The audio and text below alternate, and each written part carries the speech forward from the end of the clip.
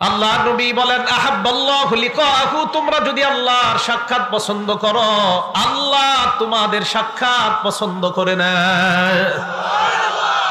নবী বলেন আল্লাহ যদি কোন ইমানদারের সাক্ষাৎ পছন্দ করে নেয়, কিভাবে বুঝবেন? আমার আপনার যে আল্লাহ সাক্ষাৎ পছন্দ করে, এটা আপনি কিভাবে বুঝবেন? ভালো করে শুনেন। এশার নামাজের আজান হয়ে যায়, ফ্যাক্টরির মধ্যে আমি কাজ করতেছি, আমার মন মসজিদের মধ্যে গিয়ে পড়ে থাকে, এর মানে হলো আমি আল্লাহর সাথে সাক্ষাৎ পছন্দ করি। দোকানদার চা দোকানে চা বানায়, আজান হওয়ার পর মনটা মসজিদের সাথে লেগে আছে, কখন যাব জামাত আদায় করব।